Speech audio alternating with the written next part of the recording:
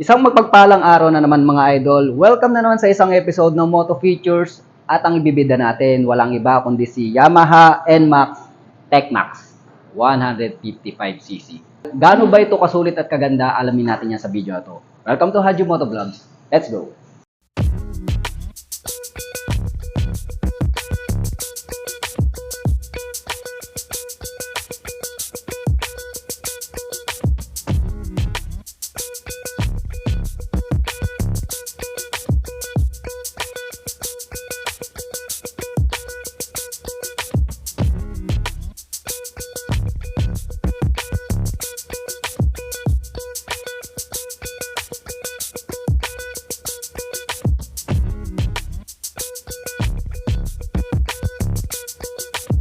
At ito na nga si Yamaha NMAX TechMax regarding dito, no? So ito yung pinaka premium. So unahin natin dito sa kanyang unahan. Syempre makikita natin na very sophisticated at napakaganda ng itsura niya. So galit na galit, gustong manakit ang itsura niya, no? So makikita natin meron po siyang projector light dito na dalawa.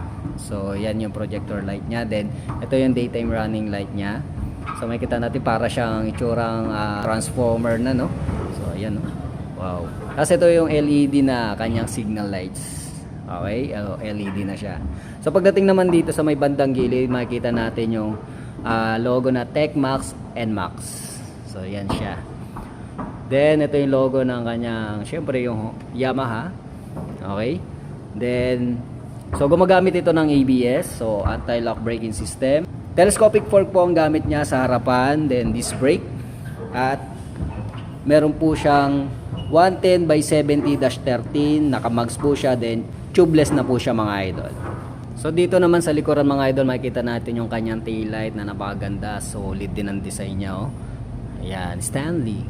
Okay, may logo siya sa gitna ng syempre yung Yamaha. Okay, tapos nandito yung kanyang signal lights na LED po magamit. Okay, pagdating naman dito mga idol, makikita natin mayroon po siyang reflector, dagdag safety sa daan. Meron din po siya sa likuran ng kanyang back fender. Tapos pagdating naman sa kanyang suspension mga idol, dual shock absorber with sub tank o sardinas na tinatawag. Tapos meron po siyang disc brake with 1-pot caliper. So ang sukat ng gulong nito 130/70-13 at mags po na gold ang gamit or bronze. Tubeless na po mga idol. Okay, pagdating naman sa gilid, makikita natin yung kanyang radiator na gumagamit ito ng liquid cooled, syempre sa pagpapalamig na makina. Tapos nandito yung kanyang pillion footrest with chrome colored. Okay. Tapos ito yung pinagkaiba niya si standard, yung color niya dito sa NMAX premium. So premium din yung color, syempre gold. Tapos pagdating naman sa standard, ito yung color niya. Okay. Tapos pagdating dito sa kanyang muffler, meron po siyang guard na plastic. So sakop na sakop lahat. Lagpas siya dito sa may muffler niya. Then meron siyang, ito yung muffler niya na may cover or may coated na matte finish. So pagdating sa gilid mga idol, makikita natin yung footboard and foot extension. Yan, para sa long ride yan mga idol. Para hindi ka masyadong mangalay, okay? Doon pa siyang logo rito. Lang gilid naman mga idol, makikita natin yung crankcase niya. Then yung kanyang airbox. So, yung airbox niya na makikita natin yung YECVT. Siya po ay mayroon siyang tinatawag na YECVT na Yamaha Electric Continuous Variable Transmission. Ito po ay hindi siya ordinary, kundi meron po siyang electric na po or motor na nagpapagana sa panggilid niya. Compared sa standard version na may flyball. So, kung papansinin ninyo, less ang dragging. Tapos, ang kagandahan nito, meron siyang DNA ng T-Max. Ang T-Max po is naka-electric din. Tapos ito yung kanyang crankcase na wala na po siyang kickstarter. Alright? Foot extension pa rin. So sa top naman na makikita natin, yan, ito. Unahin natin yung kanyang fully digital meter na kung saan marami kang information na dapat mo malaman sa iyong mga motor. So very readable naman and accurate ang mga meter at gauge na dapat mo malaman. Yes sir. Pagdating naman sa button ng switches mga idol, okay, unahin natin, meron po siyang high and low.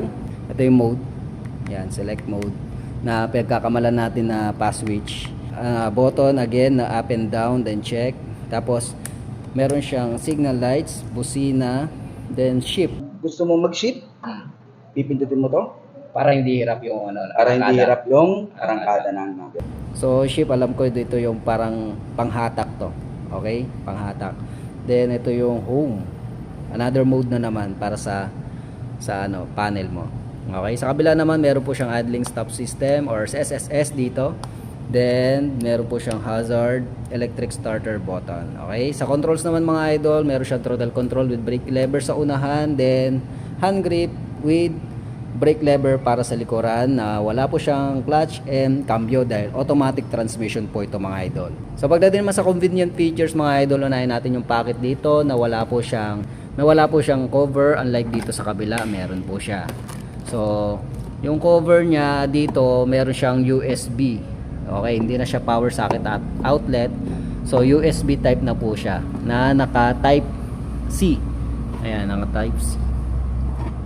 Tingnan natin. Ayan, type C na charging port area. Na kung saan pwede ka na mag-charge anytime, anywhere. So dito mo ilalagay yung iyong cellphone.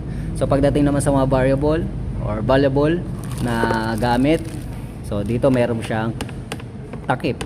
Okay, yung cellphone valuable naman yun pero dapat may takip. Pero but anyway, design niya yan. Ang gamit nito is keyless na po mga idol. So meron siyang anti-theft and answer box system.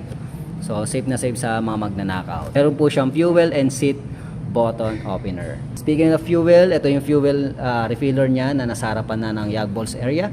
Ito yung kanyang seat. Yan. So dalawang tone po ito. Meron po siyang gray, then black yung kulay nito sa kanyang cover, tapos may mga stitches pa siya. Maganda yung premium. Then di ko lang mabuksan mga idol at syempre hindi pa siya live.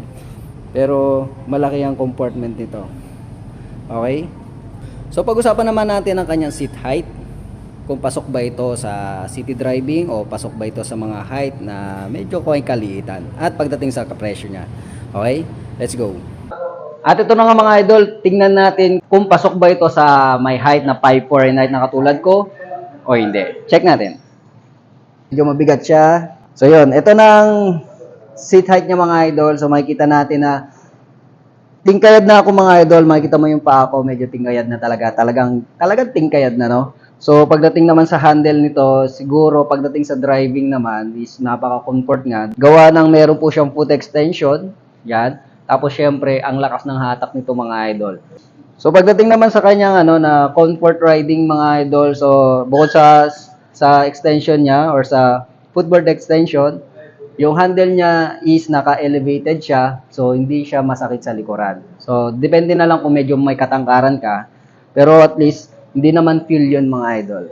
So pagdating naman dito sa kanyang bigat is okay naman din siya. So basta maabot mo lang yung floor at kaya mo naman i-money over.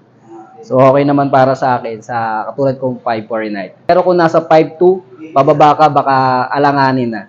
So just in case na ganun ang height mo, pwede mo naman siya ipa-lowered or nasa yun kung gusto mo siya ipababa. Pero ito, medyo magaang naman siya. Pwede sa lady rider mga idol. At ayun na nga mga idol, pag-usapan natin ang presyo nito via Yamaha 3S Supreme Bikes Iba Zambales mga idol. So pagdating sa presyo nito via cash is 175,900 pesos. Pagdating naman sa installment, down payment nito is nasa 22,090 pesos. At sa 12 months nito, kung ito'y kukunin mo siya ng 12 months, nasa 17,743, 24 months, 10,811, then 36 months is 8,495 na may rebate po siya na 500 pag maaga ka or on due date ka magbayad. At ayun na nga mga idol, si Yamaha NMAX TechMax 155cc. Sa tingin nyo, sulit ba ito o hindi? I-comment mo na yan para mapag-usapan na. At para tapusin ang video na to, huwag sanang kalimutan mag-subscribe at i-hit ang notification bell para lagi kang updated sa mga ganitong klaseng impormasyon tungkol sa mga bagong motor. At i-like at i-follow nyo na rin ang ating munting page na Haji Motovlogs TV. Ito po si Haji from Haji Motovlogs. Thank you for watching. Peace out.